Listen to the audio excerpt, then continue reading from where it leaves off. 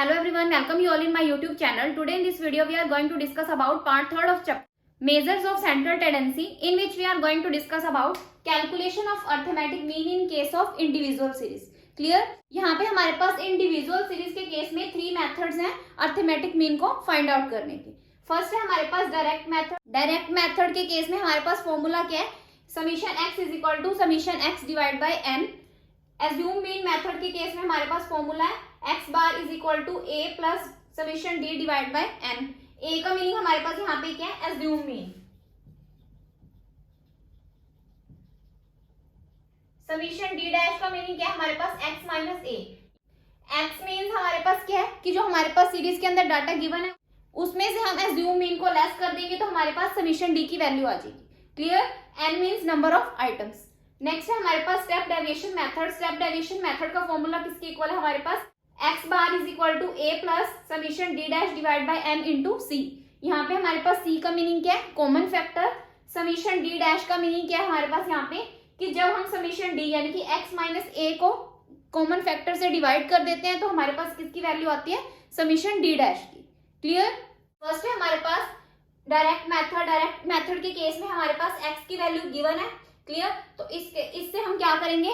Mean को find out करेंगे. तो हम क्या करेंगे? यहाँ पे सबसे पहले हमारे पास नंबर ऑफ आइटम्स कितनी है? 1 2 3 4 5 6 7 8 9 10. यानी कि जो n है हमारे पास वो क्या है? 10 है. और समीशन x की वैल्यू को फाइंड आउट करना है. समीशन x हमारे पास कैसे हम कैलकुलेट कर सकते हैं? जब हम x की जितनी भी यूनिट्स हैं सबको क्या कर देंगे? ऐड कर देंगे तो हमारे पास किसकी वैल्यू आ जाएगी? समीशन x की. यानी कि समीशन x हमारे पास किसके इक्वल है? इनको जब हम ऐड करेंगे तो हमारे पास ऐड करके इनकी वैल्यू क्या आएगी? 340. क्लियर? तो हमारे पास समीशन x की वैल्यू क्या है? 340. तो हम फॉर्मूले में वैल्यू पुट करेंगे summation x divide by n. Summation x की वैल्यू हमारे पास 340 है. n means number of item कितनी है? 10. 10 से डिवाइड कर देंगे तो हमारे पास क्या वैल्यू आ जाएगी? 34. यानी कि मीन की वैल्यू हमारे पास क्या आएगी? 34. ओके, तो ये हमारे पास क्या था? डायरेक्ट मेथड था मीन को फाइंड आउट करने का. क्लियर? नेक्स्ट है हमारे पास assume mean method. Assume mean method में भी हम सेम यही क्वेश्चन सॉल्व करेंगे. यानी कि हमारे पास यहाँ पे नंबर ऑफ स्टूडेंट्स 1 2 3 4 5 6 7 8 9 10. क्लियर?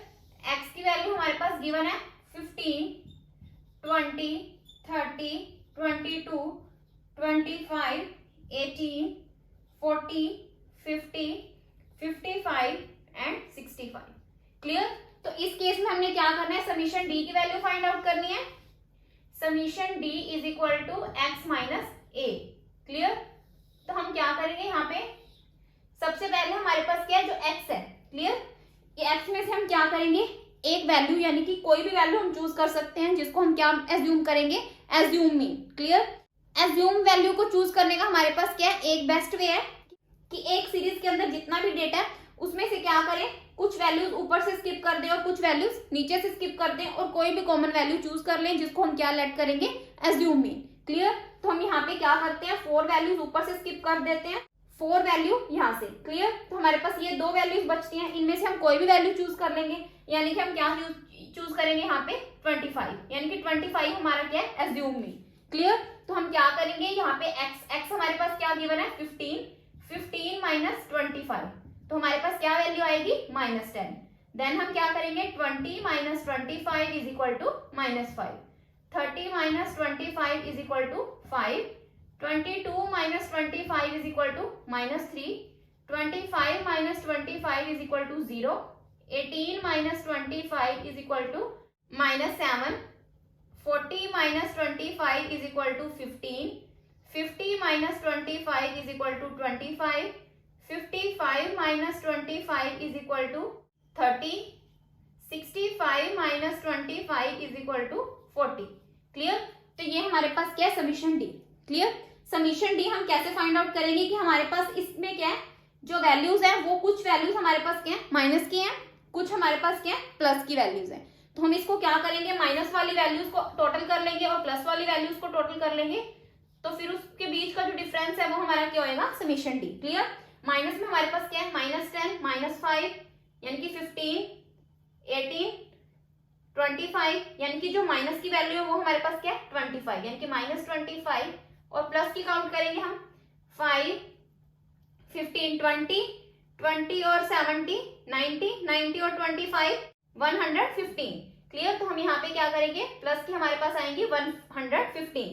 तो 115 में से हम 25 को लेस करेंगे, यानी कि 115 में से 25 को लेस करेंगे तो हमारे पास क्या वैल्यू आएगी 90। क्लियर। तो ये हमारे पास क्या है, समीशन डी की जो वैल्यू आएगी वो हमारे पास क्या आएगी 90। क्लियर।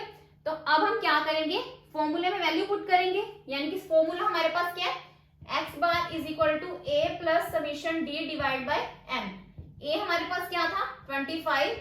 क्लियर। समीशन d की वैल्यू हमारे पास क्या आई है 90 और m के हमारे पास 10। तो 10 से 10 कैंसिल, 25 प्लस 9 हमारे पास क्या आएगा 34। क्लियर। तो सेम इस मेथड से भी हमने सॉल्व किया, डायरेक्ट मेथड से सॉल्व किया तो मीन की वैल्यू हमारे पास क्या आई है 34। एज्यूम मीन मेथड से हमने मीन की वैल्यू को फाइंड आउट किया तो हमारे पास वैल्यू क्या आई है 34। क्लियर। तो इस बेसिस पे हम आंसर चेक भी कर सकते हैं कि हमारा क्वेश्चन सही है या गलत है। ओके। तो ये था हमारे पास assume mean method. Okay. Then हमारे पास step deviation method. Step deviation method के केस में हमारे पास जो मीन है किसके इक्वल होता है, a plus summation d dash divide by n into c. Clear.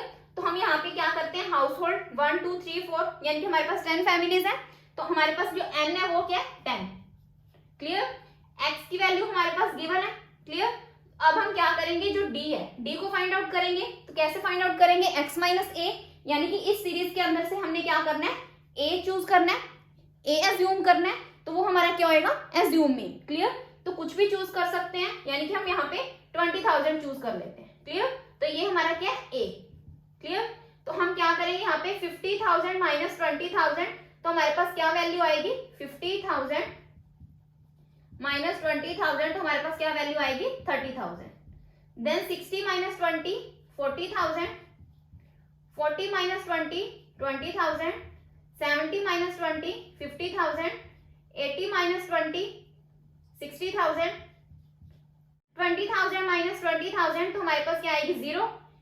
10,000 में से 20,000 को लेस करेंगे तो माइनस का 10,000, 30,000 में से 20,000 को माइनस करेंगे तो हमारे पास 10,000, 90,000 में से 20 को लेस करेंगे तो हमारे पास क्या आएगा 70,000, 1 लाख में से 20 को लेस करेंगे तो हमारे पास क्या वैल्यू आएगी 80,000।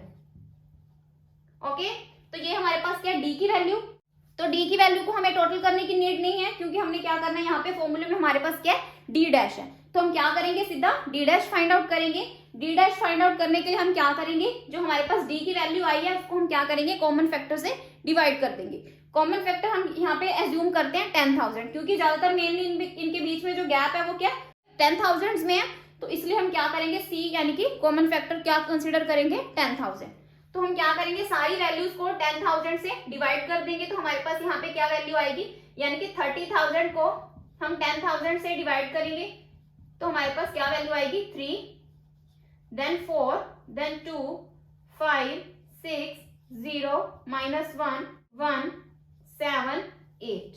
क्लियर। तो अब हम क्या करेंगे इनका टोटल करेंगे, यानी कि माइनस में सिर्फ हमारे पास क्या है माइनस का 1, तो हम पॉजिटिव वैल्यूज है बाकी सारी, तो उनको टोटल कर लेंगे तो हमारे पास क्या वैल्यू आएगी 3, 4, 7, 2, 9, 14, 20, 21, 28, 36, 36 में से -1 लेस करेंगे तो हमारे पास क्या वैल्यू आएगी 35।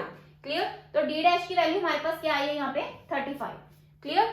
तो अब हम फॉर्मूले में वैल्यू पुट करेंगे, यानी कि x bar is equal to a plus summation d dash divide by n into C, यानी कि a क्या है हमारे पास यहाँ पे एज्यूम मीन हमारे पास क्या है 20,000 हम यहाँ पे कंसिडर करेंगे। d डैश की वैल्यू हमारे पास क्या आई है 35 डिवाइड बाय 10 मल्टीप्लाई 10,000।